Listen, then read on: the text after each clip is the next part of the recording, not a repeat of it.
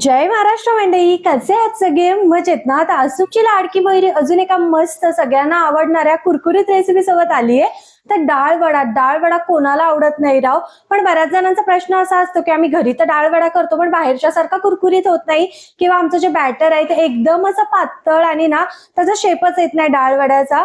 म्हणून मी आज ना खास तुमच्यासोबत काही टिप्स ट्रिक्स आणि साहित्य काय टाकायचं त्याच्यामध्ये जेणेकरून तुमचे डाळ वडे बाहेरच्या सारखे कुरकुरीत आणि मस्त गोल गरगरीत होतील.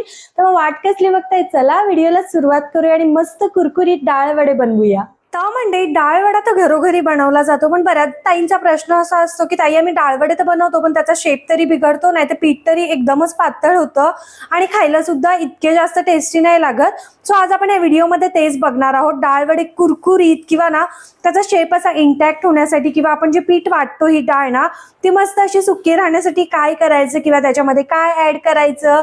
तर हे बघा, सगळ्यात आधी तर मी इथे 3 तासापूर्वी आपली ना एक मोठी वाटी चण्याची डाळ भिजत घातलेली आणि छान अशी भिजली ना. हे बघा, मस्त भिजू द्यायची 3 ते 4 तास. मी 3 तासापूर्वी भिजत घातलेली आणि हे बघा डाळ मस्त अशी भिजली ना, त्यामधलं सगळं पाणी निथळून काढायचंय. थोडं सुद्धा पाणी ह्याच्यावर ठेवायचं नाहीये. हवं तर तुम्ही कॉटनच्या कपड्यावर डाळ ही पसरून अर्धा तास फॅन खाली सुद्धा ठेवू शकता, काहीच हरकत नाही. पण मी ह्याच्यातलं तर सगळं पाणी ना निथळून काढलंय. आता ह्यामध्ये ना मी 3 ते 4 लसणाच्या पाकळ्या आणि थोडंसं अद्रक, त्याचसोबत 3 ते 4 हिरवी मिरची, तुम्हाला किती तिखट आवडतं त्यानुसार तुम्ही ऍड करू शकता. त्याचसोबत 1 चमचा जिरा ऍड केले, कच्चं आहे, ह्याच्यात काहीच टाकलेलं नाहीये बाकीचं. आता हे सगळं आपल्याला पाण्याचा एक थेंबही न टाकता मिक्सरच्या भांड्यामधून बारीक करून घ्यायचंय. तर मंडळी हे बघा, आपण ना डाळीतलं सगळं पाणी काढल्यामुळे पीठ बघू शकता तुम्ही मस्त असं आधीच घट्टसर झालेलं आहे. आणि हे म्हणजे वाटताना ना एकदम बारीक अशी पेस्ट नाही करायची. हे बघा, मध्ये मध्ये ना अशा डाळी सुद्धा राहू द्यायच्यात, बिकॉज डाळवड्यामध्ये ना अशी डाळ अख्खी दाताखाली आली की छान लागते. आता यामध्ये आपण बाकीचे जिन्नस ऍड करूया. सगळ्यात आधी तर मस्त असे बारीक चिरलेले 2 कांदे, तुम्हाला कांदा नसेल आवडत स्किप केला तरी चालेल. त्याचसोबत भरपूर अशी कढीपत्त्याची पानं मी थोडी हाताने अशी चुरून घेतलेली. अगदी थोडीशी हळद, चवीपुरतं मीठ ऍड करायचं आहे आपल्याला. त्याचसोबत 1 चमचा मिरची पावडर. मिरची पावडरने टेस्ट खूप छान येते. आणि इथे मी 1 चमचा ऑलरेडी डाळ काढून ठेवलेली अख्खी ती सुद्धा ऍड करणार आहे. आणि इथे एक सिक्रेट साहित्य, ते म्हणजे तांदळाचं पीठ. हो, तांदळाचं पीठ. बिकॉज आपण ना जसं हे पीठ मळायला लागतो ना, ह्याच्यामध्ये मीठ कांदा टाकल्यामुळे ह्याला थोडंसं पाणी सुटायला लागतं आणि जेव्हा आपण बनवायला घेतो तेव्हा ह्याचा शेप असा ना एकदमच असा वेगळा येतो, पातळ होतं ते.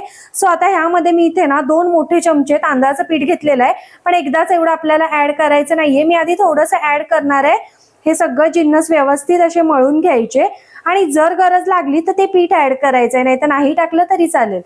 आणि तांदळाचं पीठ नसलं तरी काहीच हरकत नाही, हे एक्स्ट्रा कुरकुरीत होण्यासाठी मी ऍड करतेय. फक्त डाळ वाटताना ना त्याच्यात पाणी अजिबात राहू देऊ नका. आपोआप मस्त तुमचे डाळवडे कुरकुरीत आणि त्याचा शेप सुद्धा छान येतो. आता मी हे पीठ ना सगळं ऍड करणार आहे. 2 मोठे चमचे घेतलेले.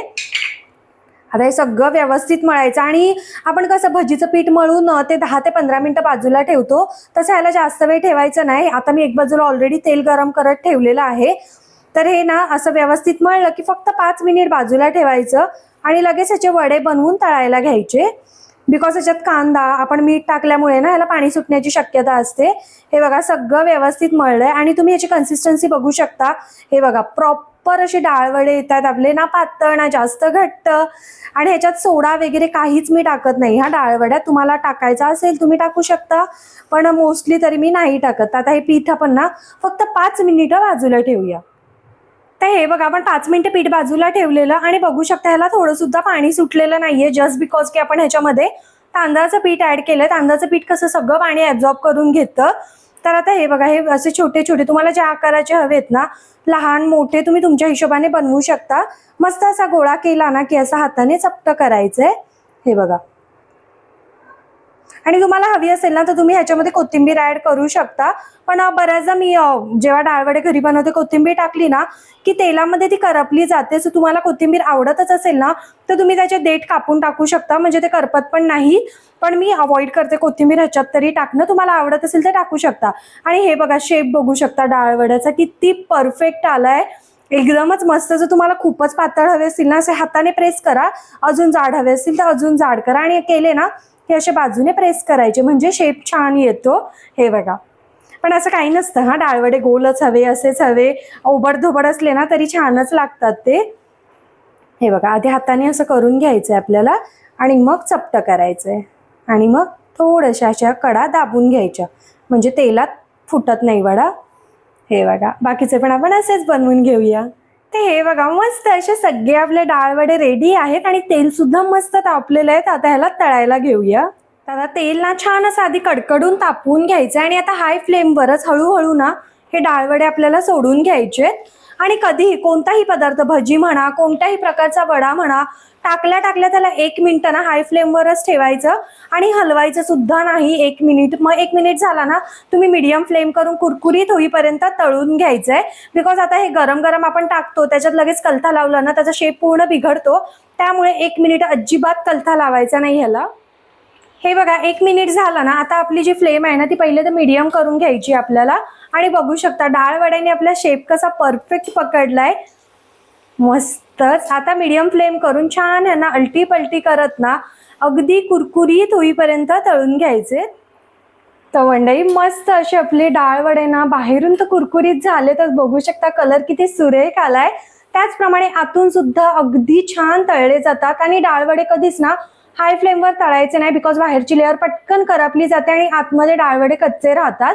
तर हे बघा, बघू शकता छान असे आतून बाहेरून ना तळले गेलेले आहेत. आणि ना जर तुम्ही म्हणाल ना तर डाळवडे अजिबात तेल ॲब्झॉर्ब करत नाहीत, खूप कमी तेल ॲब्झॉर्ब करतं ते.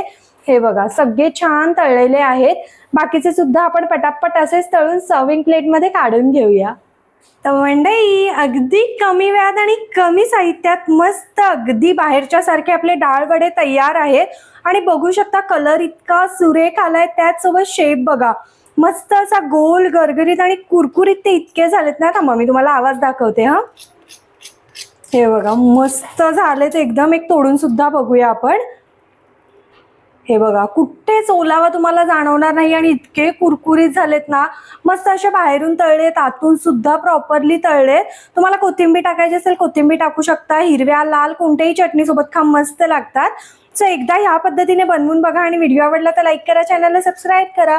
भेटत राहीन अशाच नवनवीन व्हिडिओ सोबत. बाय गाईज, खात राहा, मजेत राहा.